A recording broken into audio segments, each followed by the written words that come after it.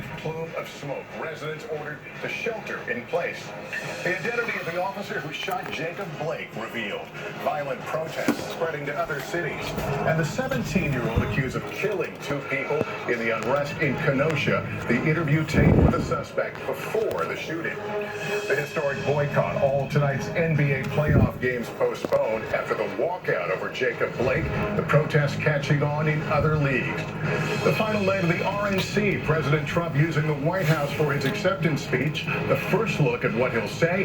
And Joe Biden one-on-one. How he's responding to Nancy Pelosi's call not to debate the president. And the CDC chief walking back controversial changes to COVID testing guidance. What he now says about who should get tested. This is NBC Nightly News with Lester Holt. Good evening, everyone. A storm raging ashore with more power than Katrina. Hurricane Laura delivered a shattering and deadly blow to the Gulf Coast early today. 150-mile-per-hour wind sending trees toppling onto homes, unmooring a floating casino, knocking out power while leaving a chemical industrial fire in its wake. The Lake Charles, Louisiana area taking the worst. The storm arriving as a powerful Category 4. There have been at least 6 storm-related deaths. Our team is covering it all, and Morgan Chesky leads our coverage. This morning, daylight revealing Laura's path of destruction. It looks like a bomb exploded. It does. All over the city, it looks like a bomb exploded. Roofs ripped off homes, trees uprooted. The deadly storm scarring coastal Louisiana. Windows broke out, walls came in. The Category 4 hurricane struck overnight, tearing through towns with winds topping 150 miles an hour, enough to flip trucks off the road. And in Lake Charles, where Laura's destructive eye wall wreaked havoc, the storm shred entire buildings in a few seconds. Whole skyscraper's going, not good. Oh no! A terrifying night for those who chose to stay behind. I'm thinking the apartment building is gonna fall on top of us because you can hear stuff knocking against the brick. Laura's devastating winds didn't just rip through building after building, but also took down vital communication, knocking out cell phone sites like this all across the city. For Chris Watson, the only call he needed was to friends to help him clean up. His home damaged, his car totaled. There's so much damage here. You're going, this is a disaster area. You know, I mean, it's a literal disaster. I mean, the recovery time from this is going to be phenomenal. Yet, despite the devastation, today brought the realization Laura could have been much worse, with most people here spared from any massive flooding. We're thankful we didn't get more storm surge than we did. In Texas, too, a sigh of relief. When you consider the magnitude of the damage that could have occurred here, we did dodge a bullet. Back in Louisiana, a night no one will soon forget. I'm just glad that we are all alive, that's it. And tonight, damage totals are still being calculated, but you can see the extent of the destruction behind me and realize just how long a road of recovery lays ahead for this community, determined to move on, even if it takes years to do so. Lester. All right, Morgan, as if that wasn't enough in the storm zone tonight, another crisis unfolding. A raging inferno burning after a leak at a chemical plant there. Residents ordered to shelter in place. We get more on that now from Katie Beck. Hours after Hurricane Laura ripped through Lake Charles, daybreak brought another ominous sight. I-10, don't even come across it. A nearby chemical plant engulfed in a raging fire, visible for miles. Passing drivers had to navigate through.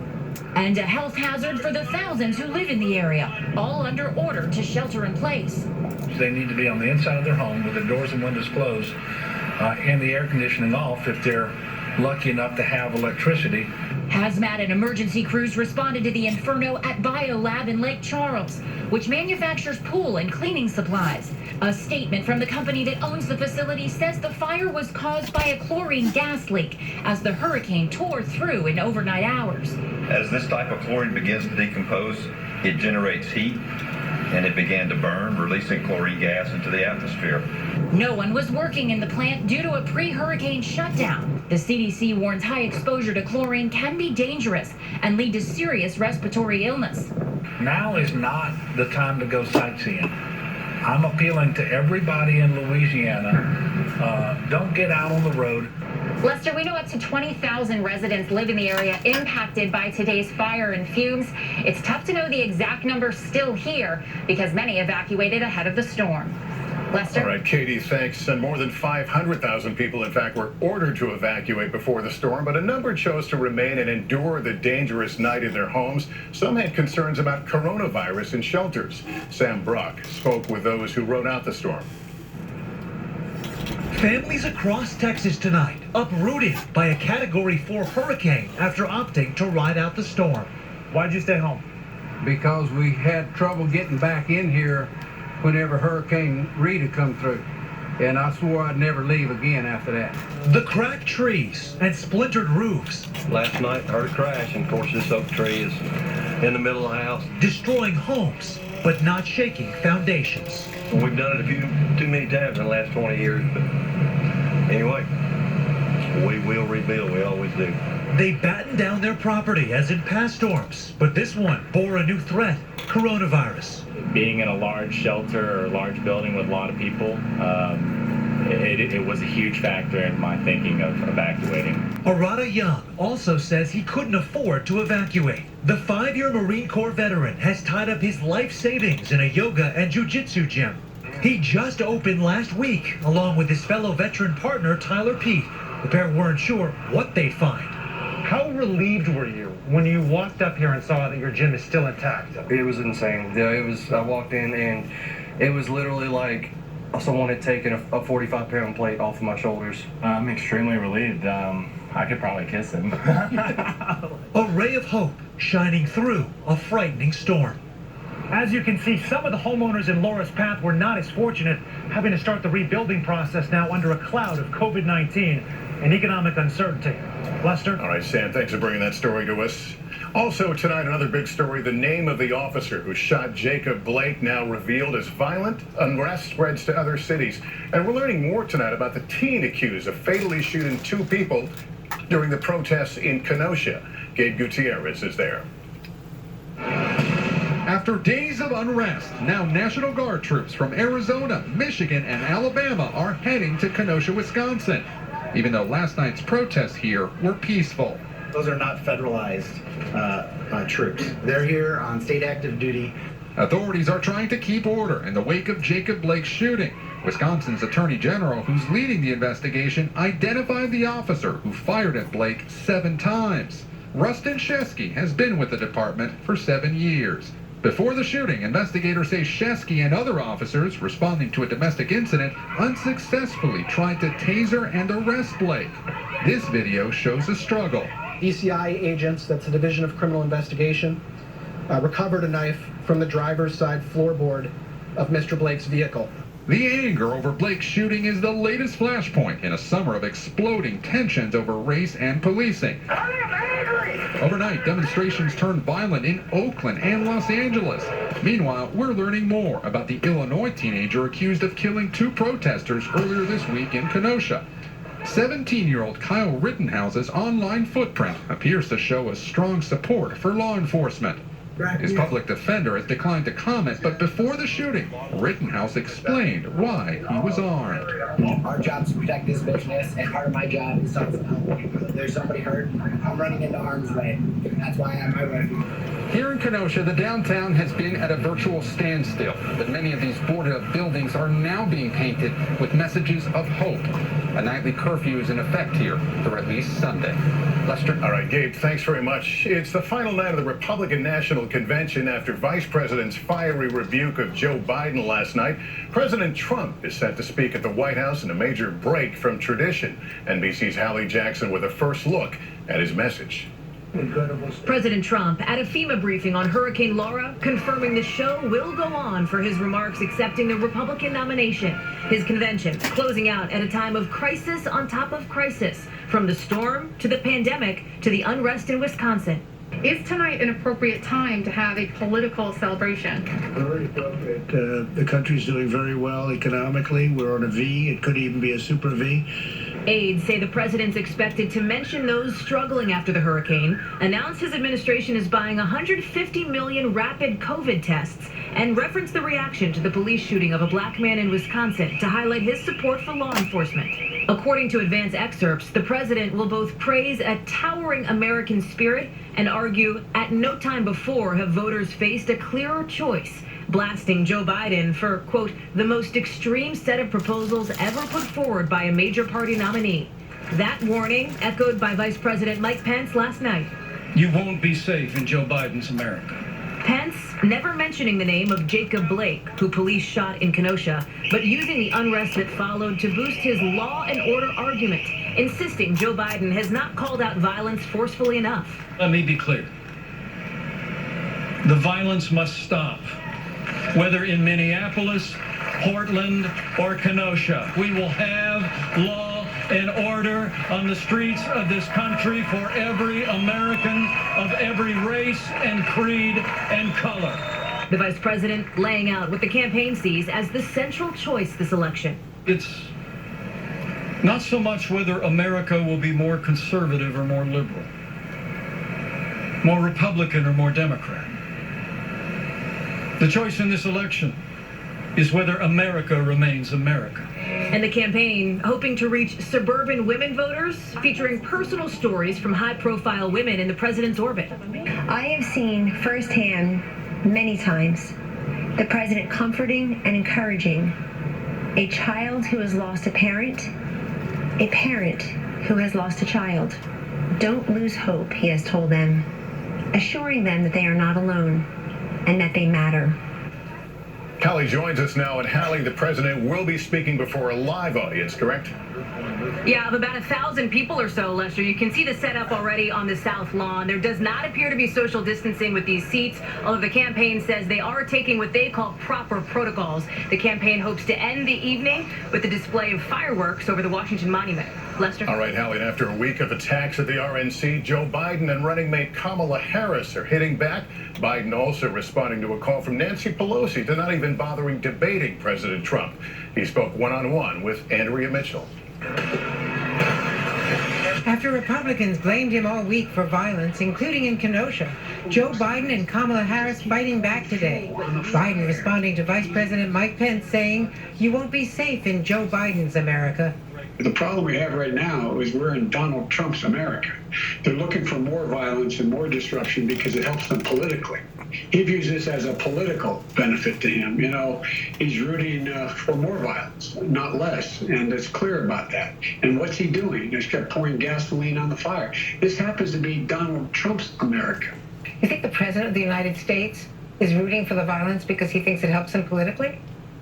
I think he views it as a political benefit. And by the way, I condemn violence in any form, whether it's looting or whatever it is. So who's rooting for the violence here?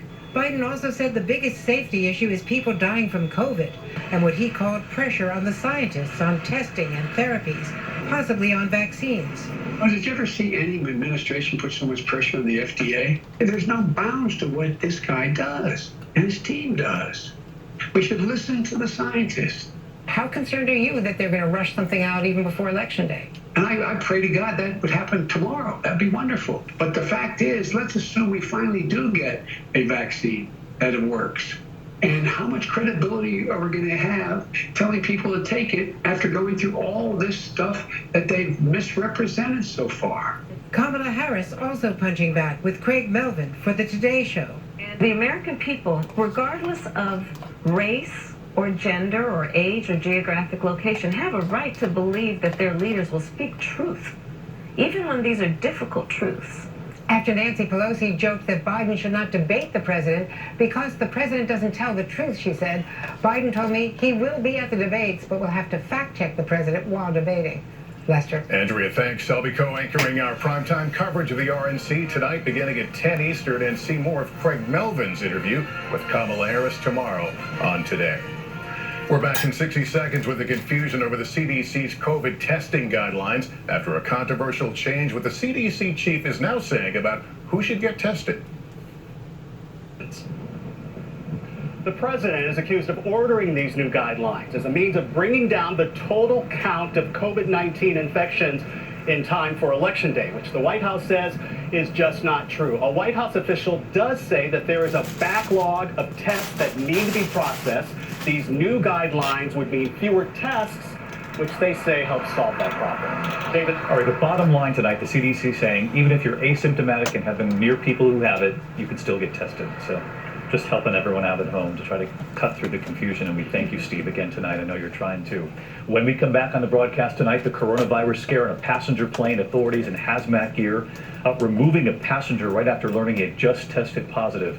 And the U.S. Coast Guard shooting at a shark to save swimmers.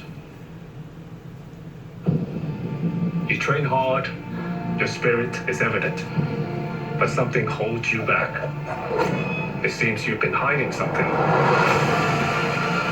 I left home to take my father's place. If her identity is discovered, she will be killed. I will bring honor to us all. Disney's Mulan, rated PG-13, streaming September 4th. If your financial situation has changed, we may be able to help. I'm a Verizon. Hopefully be hearing from Kamala Harris, who's of course the running mate of Joe Biden in the election campaign ahead of the 3rd of November election. You're a better mother when you're tan. Now I have end-stage COPD. My tip is, if you keep smoking, your freedom may only go as far as your oxygen. Hey, Roscoe ready to go? Hang on. Day 2. Taking Zysol at night relieves allergies while you sleep, so you wake refreshed. Plus, it will pain at the source, while acetaminophen blocks pain signals. The future of pain relief is here. New Advil Dual Action. I don't have time to research tires. DiscountTire.com with Treadwell makes it easy. I buy less joint pain and clearer skin. CDC guidance on testing was changed publicly because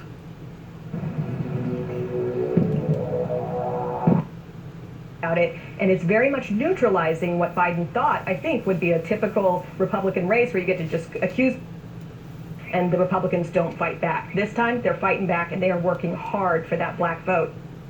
Watches. Now, one of these is going to expire at 7 p.m., but one runs till 8 for eastern Long Island and southern Connecticut as well. But let's take a look at the radar to see this ongoing cluster of storms. And there are many areas, especially in the upstate New York, growing more concern. Takeoff from London to Italy, authorities in hazmat gear boarding to remove a passenger and companion moments after a text message revealed that passenger tested positive. The airline says everyone on board was wearing masks. When we come back, the Coast Guard shooting at that shark to protect swimmers. And we think that's something Kentuckians find pretty noteworthy. Kentucky Farm Bureau Insurance, big on commitment. Strategy. He's more than ready to lead. Every month since March, as this pandemic has unfolded, Joe Biden has updated the steps he would take to save American lives. And he's done it based on what every scientist, every expert, every economist said we should be doing. As president, Joe Biden will put a plan into effect on day 1. Develop and deploy rapid tests with immediate results. Make sure testing, treatments, and ultimately a vaccine reach all Americans, including communities of color who have historically... You know, Ms. Harris and Joe Biden, I sympathize with them and the party pertaining to the Bidens. And they have got some extraordinary, wonderful ideals pertaining to getting the economy up and going and up and running again, pertaining to the greenhouse theories, which should have been implemented 20, 25, 30 years ago. But because of old money and old thinking and old strongholds, it would have been basically next thing to impossible for them to have come forth with their ideals and had any type of a chance of them implementing them into today's society over here in America. But I've looked at the situation with all the rioting all the situation with the Kovo, all the situation with the fires, the storms up in Ohio, now recently the major storm down in southern Texas and Louisiana, not counting the storm that hit the East Coast, another storm I think hit up towards Hawaii. We're still, give or take, about 3 months away from the actual election. Rather than us devoting all our thoughts and energies on an election,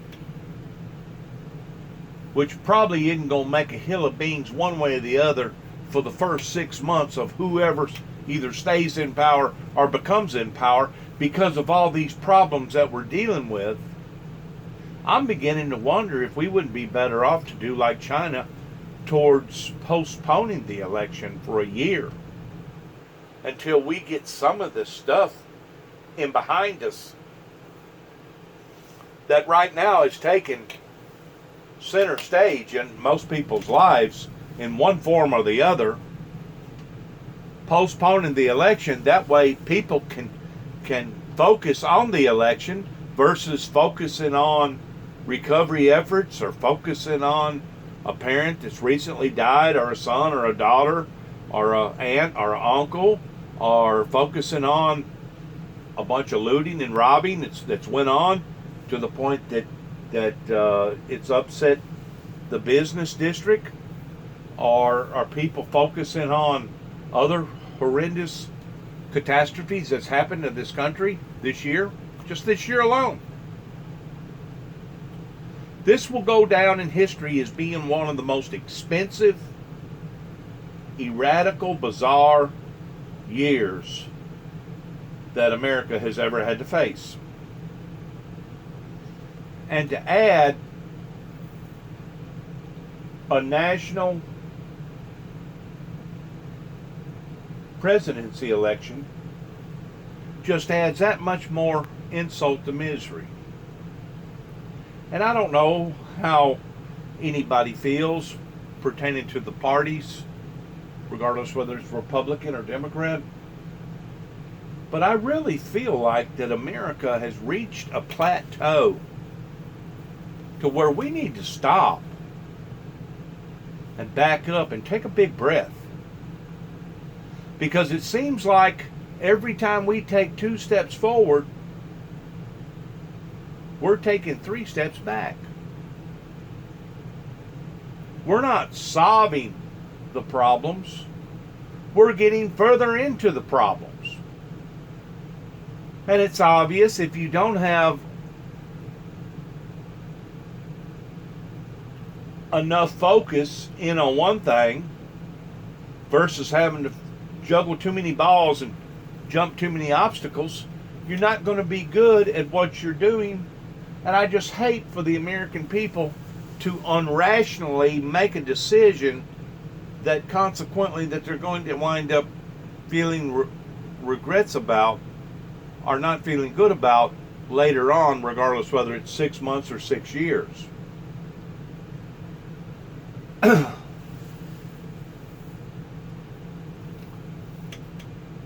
I know that's not what the majority of people want to hear. But they claim most people are only good at one thing, and whatever that you're good at, you probably need to continue to do without trying to do 7 or 8 things along with it. Right now, this nation is in a crisis. It's in a deep, dark crisis, and I personally feel like that we should keep our nominees and keep everything like it is, but postpone this election, because we've got 3 more months, basically, before people go to the polls. And in those 3 months, I've got a feeling that things are going to drastically become even worse. Regardless whether it's protesting, regardless whether it's the Kovo, because it ain't went away. It's laying dormant. I think right now, since they had the bike rally up towards Yellowstone National Park, they're having a big upflare up in one of the Indian states. I don't know if it's Nebraska or Dakota or North Dakota or wherever, South Dakota. But we have just got so much on our plates right now. I mean, you just take that one little area that recently got hit by a hurricane, or up towards Idaho that are recovering from a major storm up there, or even places up towards New York that went through flooding and all kinds of power lines and trees being torn down, and all the fires out west. Do you really think that any of those people are really concerned about an election right now? Absolutely not. Do you really think that the people up in Wisconsin that lives in that town are thinking about an election right now? Or the people in Portland, Oregon? Or the people in Washington State? Or some of these other towns that has been heavily bombarded by a bunch of looting and stuff going on? Do you really think that those people are thinking about election right now? I'm going to say probably not. The people throughout the year that has lost 180,000 people in some form or fashion, either a niece, a nephew, an aunt, an uncle, a grandmother, a grandfather, a father, a mother, a son, a daughter, have recently had to put away because of a quick COVID-19, that have yet to put their lives together because there's still this vacuum in their life of not knowing even if they have a life. Do you think that the majority of those people are thinking about election right now? Probably not. There's so much going on from A to Z. From a professional standpoint, I personally feel like that it would probably be best if the election was postponed for a year. Now, does that mean in a year from now things is going to be better? I don't know. They may actually be worse than what they are right now. But I'm just thinking, to give society a break from having to make decisions that they really may not be capable of making right now due to the crisisness that has fallen up into their lives in one form or another. I mean, just like me, I mean, it may be a small crisis in my life, but a crisis is a crisis pertaining to me fighting diabetes. I didn't know how much of a toll that this disease was going to take upon my life, compounded with everything that was going on in the neighborhood, until last year, whenever I fell into a state of depression. Even this year, towards me trying to be more super active this summer, I'm still finding it difficult to get out of bed in the morning and to become proactive and to go out and do things like go fishing or go to the mall or go visit somebody or go to the lake or go do things. I'm finding it extremely difficult because of the diabetes that I have, towards wallowing into my state of mental depression, towards even getting out of the house. Getting out of the house, I wouldn't even get out of the house and go to the grocery store if I didn't have to. A lot of times. A lot of times whenever I get out of the house and I have to concentrate on going to the grocery store, it's not because I want to do it, it's because I have to do it. Because I know that there's no one else that I can depend upon towards bringing me groceries in my own home. There's so much going on in people's lives from A to Z, even if it's just something personal with either themselves or somebody else, to the point that I really and truly feel like that this election this year will be held inadequate. I realize that a lot of people feel like that if we don't get Donald Trump out of office, that the freaking sky's fixing to fall. Well, I got news for the Democrats to that degree. If the sky's going to fall, it's going to fall regardless whether it's Donald Trump in power or it's Mr. Biden in power. If the sky's going to fall, it's going to fall regardless of what president's in power. If things is going to get worse, they're going to get worse regardless whether we have an election or we don't have an election. But the thing about it is people in their right mind right now towards being able to make an election, a good, valid election, to where they have really studied their opponents towards who they want to put in power for the next 4.5 years. I don't think that they have. A matter of fact, the majority of the people that I talk to, the fault lies upon the feet of both parties, Republicans and Democrats. And so many people is fed up with politics to the point that they really and truly don't want to vote.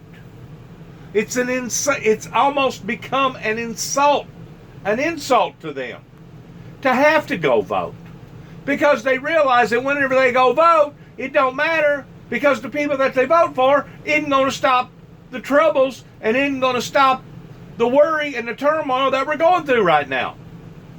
I don't know how many people that I've talked to just within the past couple weeks that has told me that as far as they're concerned, they need to call it off, because it's both parties' fault, and neither party is coming to the table with clear vision of where we need to go and what we need to do to get us out of this trouble that we're in. And we're in trouble. We are a nation in crisis right now. So by going through a re-election or an election, whichever way you want to look at it, I don't think it's going to solve the problem. I don't think it's going to bring any type of solution to the problem, regardless whether you put one or the other in there, or both. You could put both parties in there at the same time and cut it in half and say, okay, Donald Trump, we're going to let you, since you're from the East and you got a home in you got a home in Florida, and you originated in New York, you're more familiar with the people in the East Coast, we're going to let you run everything from the Mississippi River over. Whatever the people need, whatever catastrophe hits, whatever fumigates on the East Coast, it doesn't matter if it fumigates up in Canada or down in Miami pertaining to the Cubans, or even having hurricanes that hit a lot of times on the East Coast all the way up into the mouth of the Gulf of the mighty Mississippi. We're going to let you handle everything from the Mississippi River over, and place Mr. Biden and his team everything from the Mississippi River west. And if you don't feel like that you're getting enough land geographically, well then make an invisible line somewhere like in the middle of Oklahoma. Okay? Go over another 300 or 400 miles. If you don't feel like geographically it's fair, just make an invisible line directly in the middle of America and say, okay, one group's going to operate and control one side, and one group's going to operate and control the other side. I don't feel like that with both groups working in conjunction for the people. Remember, whenever they elect an official, they're electing them for the benefit of we the people. I don't think that both of them at the same time could pull us out of this mess that we're in right now, regardless whether it's economically, morally, financially, professionally, politically, or spiritually. I don't think both of them could. Because what it's going to take to pull us out of this mess is for both parties on either side, east or west, or north or south, to pull together and unite in a spiritual unification versus a political unification.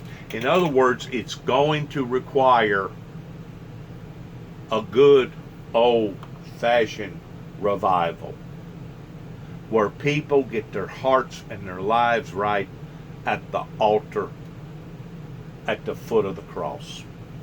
That's what it's going to take. Because in the direction that we're going in right now, it's a catastrophe, regardless whether you got the Republican Party in power or you got the Democrat Party in power. It's a catastrophe, and it's brewing, and it's coming near a neighborhood near you.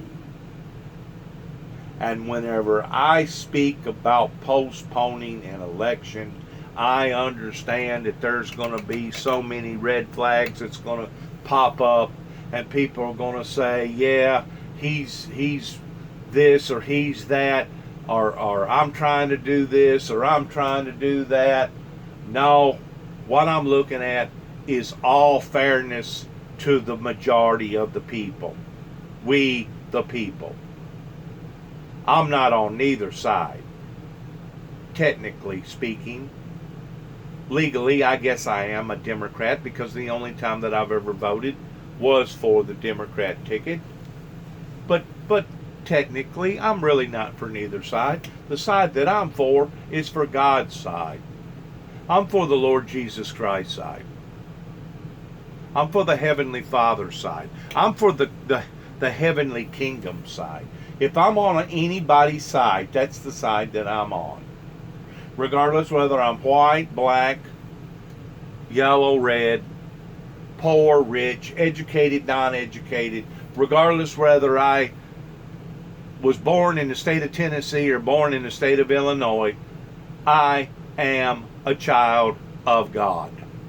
I am one of the King's kids. So if I'm on any party, I'm on the party of the King, the true King, the one and only King, the King of Kings and the Lord of Lords, which is Jesus Christ of Nazareth. That's the side that I'm on.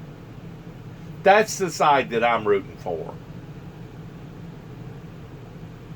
So this hokey pokey stuff that we're looking at, all this backbiting, all this mudslinging, debating and degrading, it's only adding insult to injury.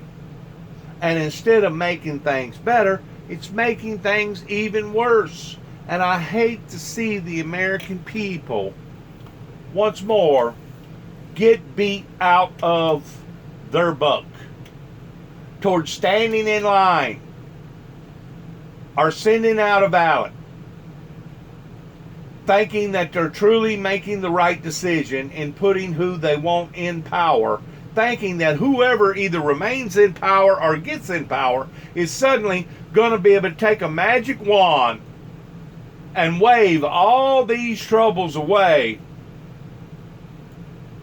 And they realize, instead of things getting better, they're still getting worse.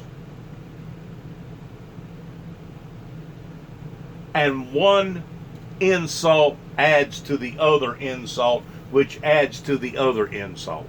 Right now, we have a nation in crisis. We have looting.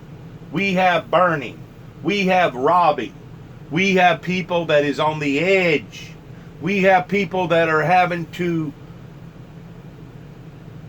debate on taking medication. And it ain't even cold yet. Wait until it gets cold. We have people debating on whether or not they're going to be able to afford medication versus keeping the electric or the heat on. We have people that very well may be evicted because their renters is saying, I need my money. We have people that hasn't made a truck or a car payment in the past 6 months. You have a clogged up system here in America, kind of like on a super interstate, to where everybody has just gotten jammed up together to the point that now nobody's moving. Nothing's going on. Nothing's happening. And to add an international, national election, to me, it's just adding fuel to the fire pertaining to the problems. And instead of us debating and backbiting and degrading each other, we should actually be trying to figure out what the hell do we need to do to stop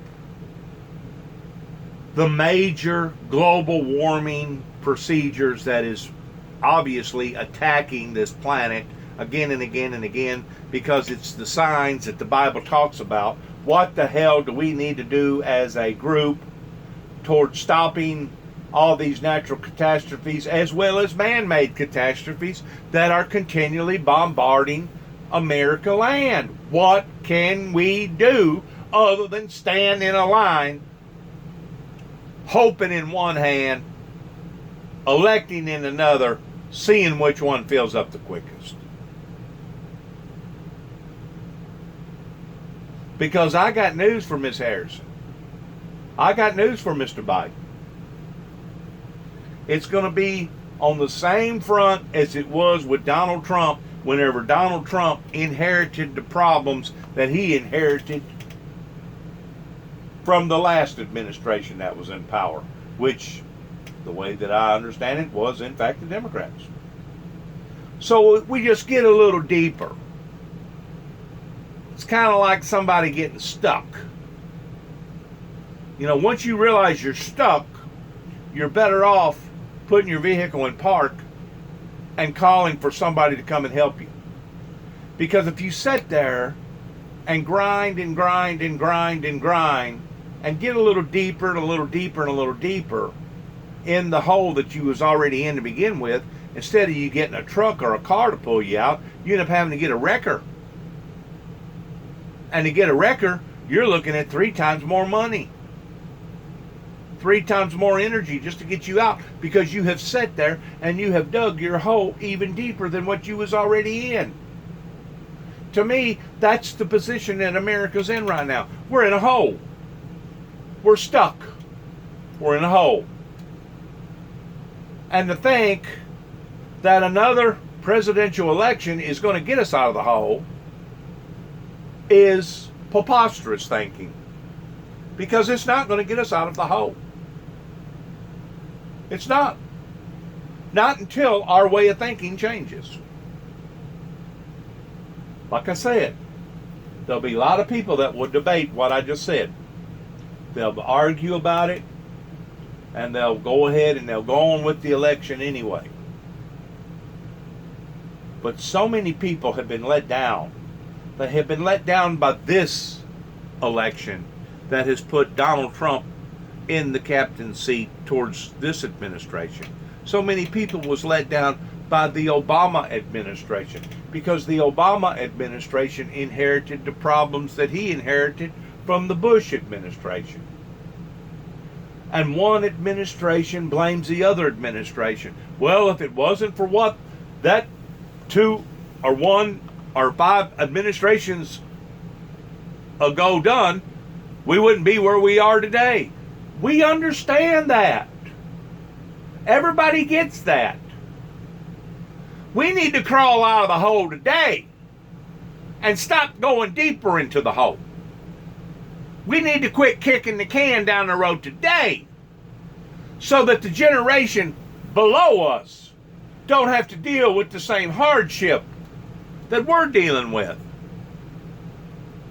This burden that has been placed upon to our shoulders is not a fair burden for us.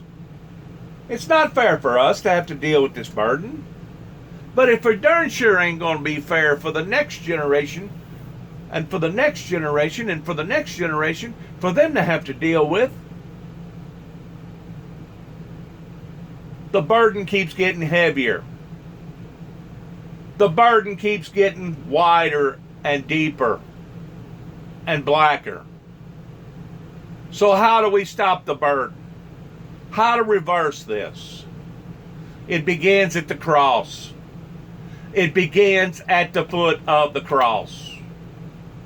And yes, Donald Trump, as far as I'm concerned, he's in denial about global warming, and he's lying to the American people, and he does not deserve to hold the position that he holds, because he is not working for the benefit of the people. He's working for the benefit of Donald Trump.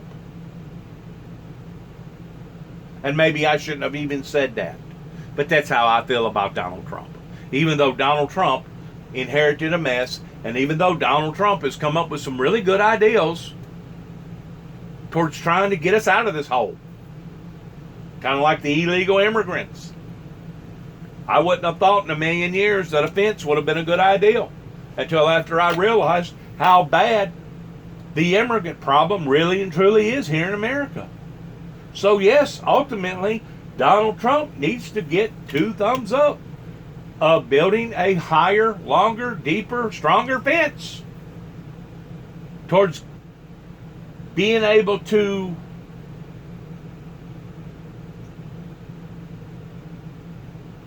stay in check of how many immigrants that we have here in America. That way we won't be hit blindsided by so many illegal immigrants here in this country. We're in a mess. I don't have a quick solution. I don't have a magic wand.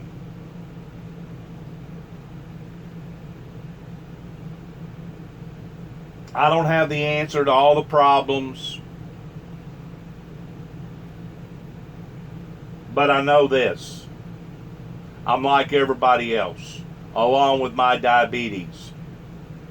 I'm sick and tired of being sick and tired.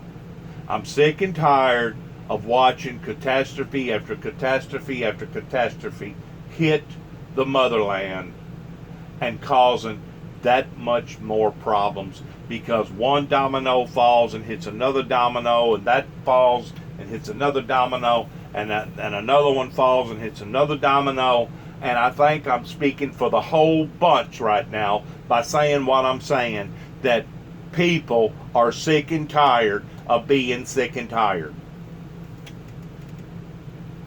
We have taken on an ass whooping in 2020, beginning with COVID.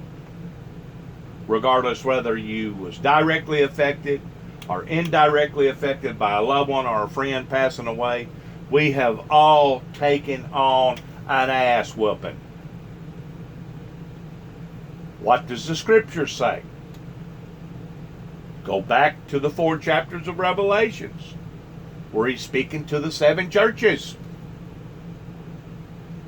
The 7 unified churches. For as many as I love,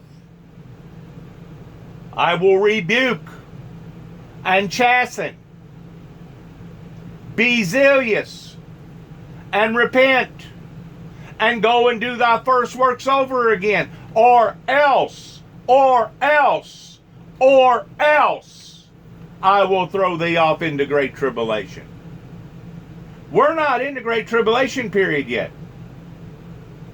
When we hit great tribulation period, that's whenever doomsday will be upon not just us, but it will be up onto the planet. That's whenever the sky will fall. No matter if it's Donald Trump in the captain's seat or Mr. Biden. That's whenever the sky will fall. And when the sky falls towards tearing this down, just as the Bible talks about, great tribulation. Right now we're going through certain parts of tribulation, and probably in some people's minds it can't get no worse. The people that just got through going through what they went through last night pertaining to that hurricane down there in southern Louisiana and Texas, it can't get no worse in their mind's eye at this point in time. But he can. The great tribulation period that I'm talking about is whenever the Father comes out of the eastern sky, gathering up his elect from the four corners, and he strikes a match to this planet Earth, and he burns down everything that man has ever built. Commercial, residential, barns, chicken coops, homes, businesses, not just in America, but all over the planet. When that occurs, that will be when the sky falls. That will be doomsday. And if the trajectory that we're on, if we don't have enough sense to get off of this trajectory, regardless whether it's Donald Trump or Mr. Biden, we're still going to hit our mark towards the sky falling. We're still going to move that hand up towards 12:12 pertaining to the doomsday clock. We have to be in check with our own feelings and our own emotions and our own well-being if we're going to climb out of the hole. It's just like a vehicle that you get stuck. If you continue to spin and spin and spin, regardless whether you're spinning in reverse or you're spinning in drive, you're only going deeper. And as you're going deeper, it's going to require more for you to get out of being unstuck. I realize that this message has not been a predominant message. I realize that this message that I'm giving right now is one that a lot of people don't want to hear. They don't want to hear what I'm talking about right now as far as postponing the election.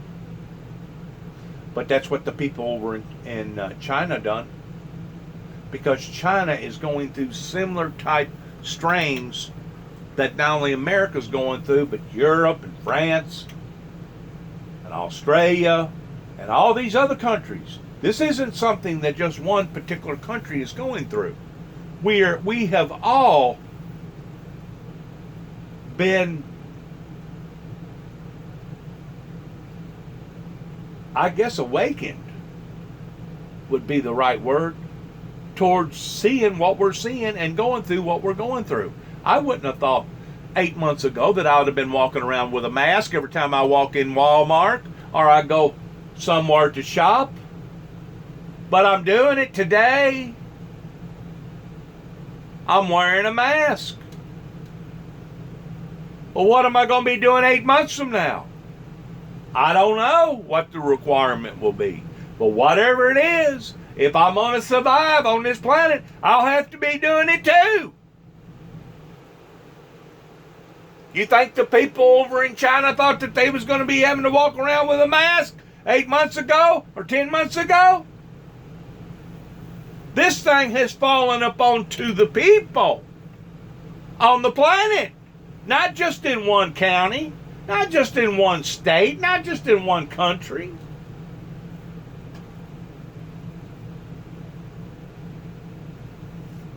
I'm horrified and terrified by this. I'm 59 years old. I got diabetes too. I found out from my doctor down in Dyersburg, Dr. Baba, that's my head doctor in the diabetic department, that I have gained 9 pounds just within the past 6 months because of depression. Building fluid. He put me on some fluid pills where I'd go pee-pee more, hoping I'd release some liquid. But it's had a profound effect upon my life. And I think it's had a profound effect upon a lot of people's lives. And to take it out on each other is not the right behavior to perform. We know that. We know that.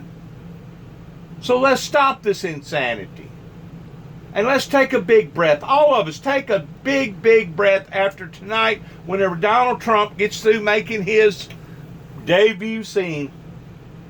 Let's take a big breath. And really think this out towards, is this really what we want to do? Is exchange into a presidential election over here in America that we know is not the solution to the problem. We know it's another Band-Aid. We know it is.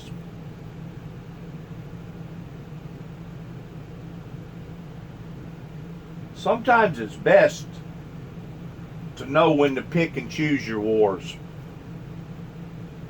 If you know that you're under siege, you know that you're under battle, you're struggling to survive, you've got all the gunners out, but you're not moving forward, you're barely hanging on.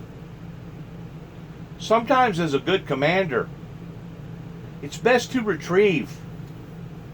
You retrieve, you back up, you think it through, you reform. You get your men back in charge. You get your people back where they're supposed to be. You pick and choose your battle. You don't let your battle pick you. Because whenever your battle picks you, then you become an easy target. Like all these other victims. Regardless whether they was a victim of losing their job, a victim of losing a loved one, a victim of natural catastrophes as far as fires, or tornadoes, or hurricanes, and now people being victim of looting, robbing, and raping, villaging the people, villaging these towns, villaging these cities. Sometimes it's best just to hang on to what you got to hang on to until the smoke and the dust settles just a little bit. That way you can realize, okay, instead of hitting it on the right flank, let's hit it on the left flank. Instead of us going around this bend, let's back up and wait for them to retreat and come to us. In other words, something's going on here that's bigger than ourselves, to the point that we need to stop and reconsider, are we really doing the right thing by falling into another presidential election, building up our false hopes, in thinking that if we ditch one and get another in, that this other's going to be able to wave a magic wand to make it all go away, and then all our hopes and our dreams get shot down again. Because we've seen this happen now several different administrations. There's problems with the wheels turning pertaining to government. There's problems pertaining to the drug abuse. There's problems pertaining to opioid problems. There's problems pertaining to the gun violence. There's problems pertaining to people that have lived above their means. There's problems pertaining to the medical industry at the point of collapsing. There's problems whenever we pay a ball player or a basketball or football player $10 million a year, but we can't build a facility to take care of our veterans or to take care of our elderly. There's problems. There's some deep, deep problems here in America that need to be addressed, and I guarantee you by re-electing the same person or re-electing another person is not going to solve this problem. These are deep problems.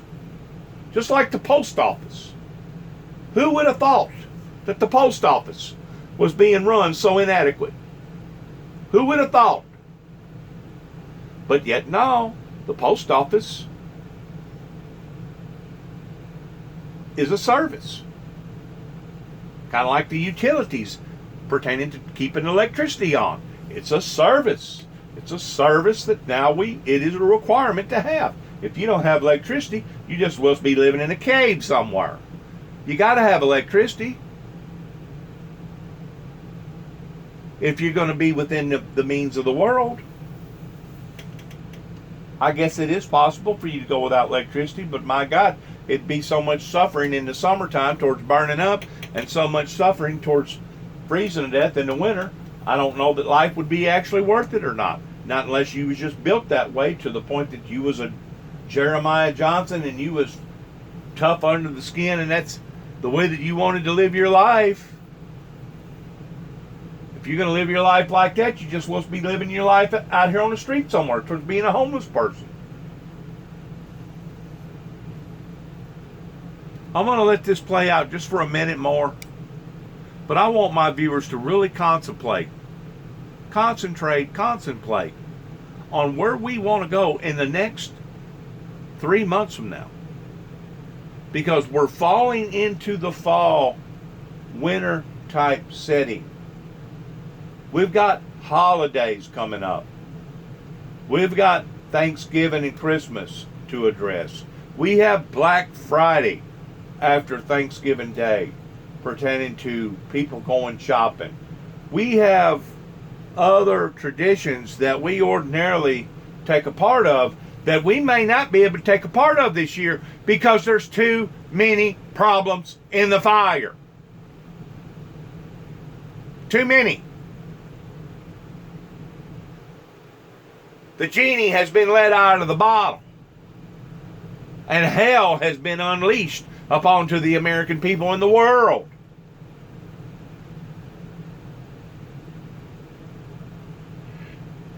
Manufacture the medical supplies and protective equipment we need, and make them right here in America, so we're never again at the mercy of China and other foreign countries to protect our own people.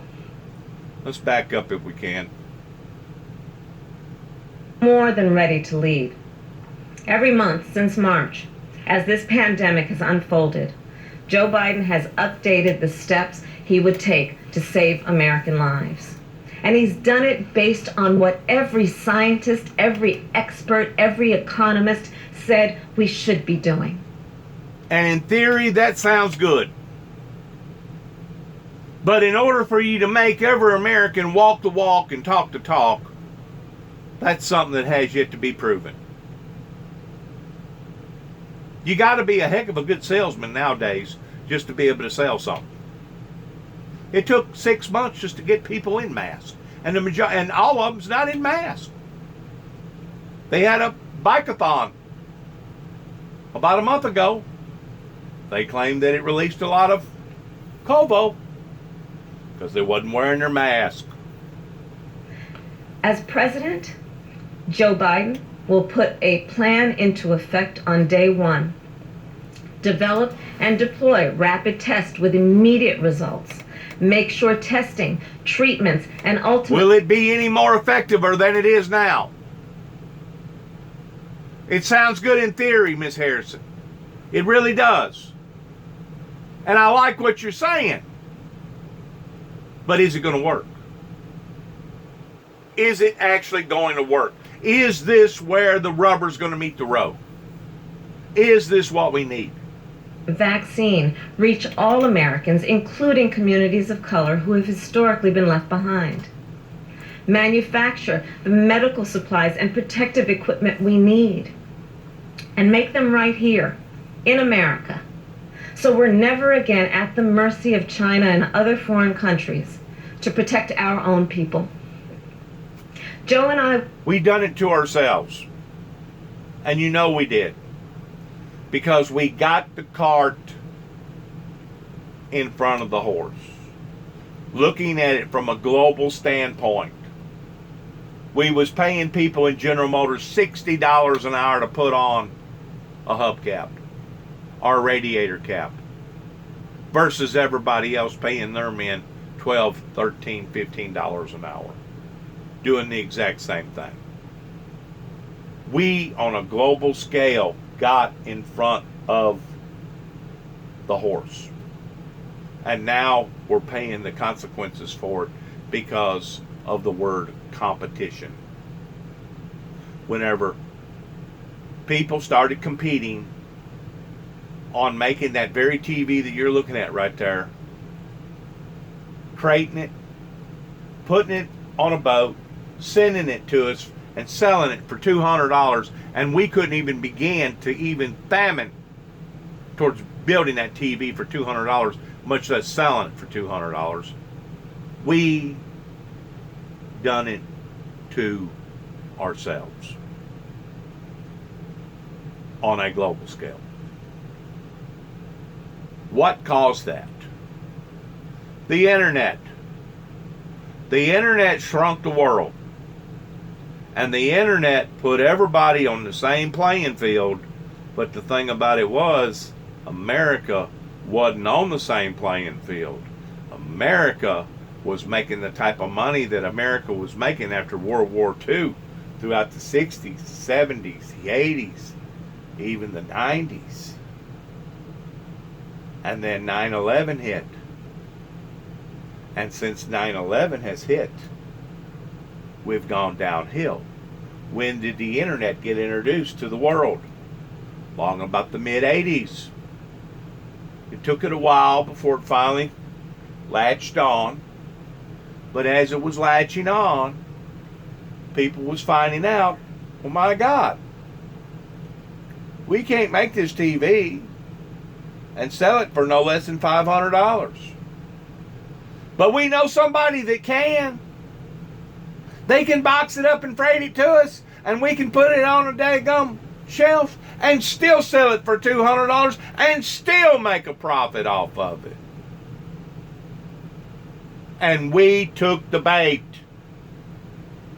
We Americans took the bait. We'll let China build the TV. We'll let China produce the medication. We'll let China do this and China do that. That's right. We got the cart in front of the horse.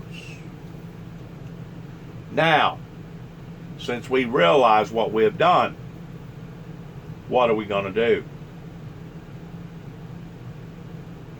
In theory, what she's talking about sounds good. Let's start making everything America. America, America, America. Can we really afford to do that whenever we still have people working on assembly lines, putting radiator caps and hubcaps on cars, making $12 an hour versus General Motors that was paying $60 an hour?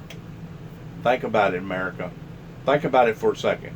Can we afford to start making those same TVs that right now we can purchase for $200 off the shelf versus going to start making them American made that's going to run $500? We have been caught in between a hard place and a rock.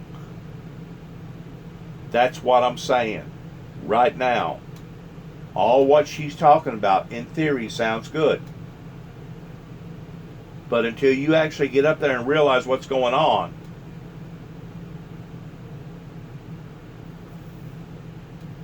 it's going to be tough.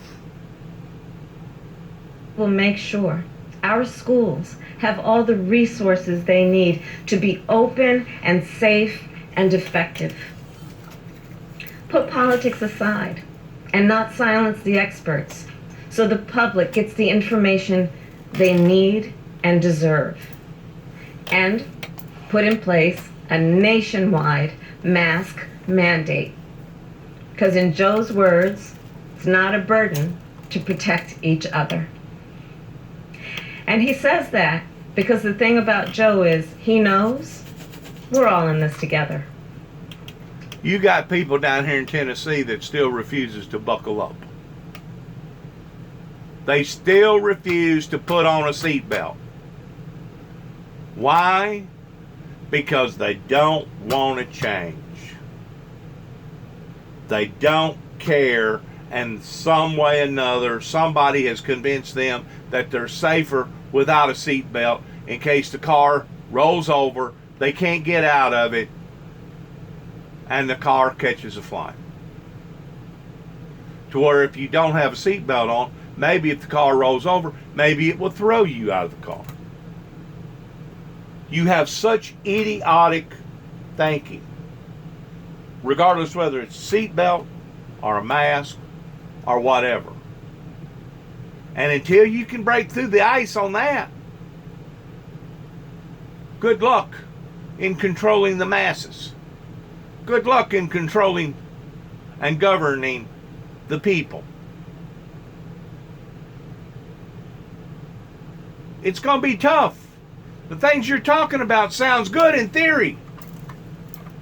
And I'll give you an A. I'll give you 2 thumbs up for the ideal. But that's exactly what it is right now. It's an ideal. It's a theory.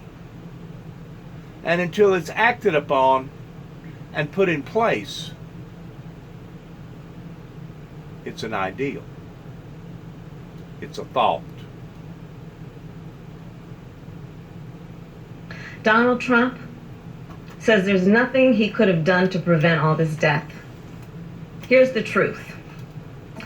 Barack Obama and Joe Biden had a program called PREDICT that tracked emerging diseases in places like China. I'm going to repeat that. The program tracked emerging diseases in places like China. Trump cut it. They detected a team and created that team in the National Security Council to global health and security, dedicating them to the work of global health and security and biodefense. Donald Trump eliminated it. They implemented standards for nursing homes to improve infection control. Donald Trump is erasing them. You know, I've heard that too. And if the things that she's talking about is true, then Donald Trump has failed the American people towards so many different lives that have been taken illegitimately that didn't have to be taken. I heard that he cut finances in the medical industry that basically put us all where we're all at right now. And if the things that she's talking about can be proven, that will be Donald Trump's legacy in failing the American people. That will be Mr. Trump's legacy. Before the virus hit, Trump made our country vulnerable. After it was struck, he failed to do what was necessary. As it continues, he's making it worse every day. Just this week, the Social Security Administration said a cut to Social Security, like the one Trump is proposing, would end disability benefits within 1 year and end all benefits within 3 years. So let me be as clear as possible. If Donald Trump's extreme proposal goes into effect, the checks that American seniors are relying on, that you rely on to pay your bills, to buy your medicine, to live, will stop coming. To exist. Well, that is Kamala Harris there, the Democrat running mate of Joe Biden, getting in what's called a pre-buttal. So this is a speech ahead of Donald Trump's speech later on. And she has been focusing there on the coronavirus pandemic, attacking the handling of the pandemic by the President Donald Trump, saying, quote, all we needed was a competent president. But we will leave that speech there live in Washington. Next, TikTok could soon be banned in the US. The hugely popular video sharing app has already been blocked in India, with Australia possibly following suit. And it had more bad news earlier today. Its chief executive, Kevin Mayer, announced he's quit. He only started in June. Here's Samir Hussain in New York. So he was behind really big acquisitions that we saw Disney make in the last few years. And most importantly, it launched the quite successful Disney Plus, which is their streaming service. So he leaves this really high pressure, high power job to go take over TikTok. But fast forward just a few months and you see that this video sharing app has become mired in politics, with US President Donald Trump demanding that the company's American and other Western arms be sold to a company here. And then you also see this executive order saying if that doesn't happen, we're just going to ban it outright. Well, given just how political this video sharing app has become, Kevin Mayer said that he's decided that he wants to step away, that it is not, in fact, going to be the company that he thought it was going to be in terms of its global brand and global reach. Yeah, tough job for whoever comes in next. But let's have a look at who's going to buy it then. What do you make of the rumours and the potential companies that could actually, well, afford to buy it? Well, certainly we've heard a lot about Microsoft's discussions to go and buy TikTok. And we're also hearing that Walmart is actually in discussions to do also to buy the company with Microsoft. And well, that is Samir Hussain in New York for us. So that's just about it from me. Remember, get me online on Twitter @LVaughanJones. I'm Lewis Vaughan Jones. Bye-bye. Listening to the outside source, I hardly ever catch their news, BBC or public broadcast.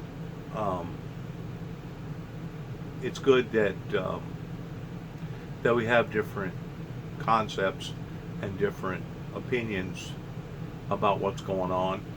And once more, mine is just one of the millions out there that people can listen to and cipher through, and people can make their own choices of what they want to do. And I'm pretty sure that the presidential election is going to go forth this year just like they had planned. But I'm also sure that there'll be that many more people after the election with their hopes up high after 6 months to a year that will be let down because the results will be the same. We're in the negative right now. We're in the negative towards trillions of dollars in debt. If this president cuts benefits from the Social Security Administration pertaining to the people that is retired, it will be catastrophic, worser than 1,000 hurricanes going off at the same time all over this nation.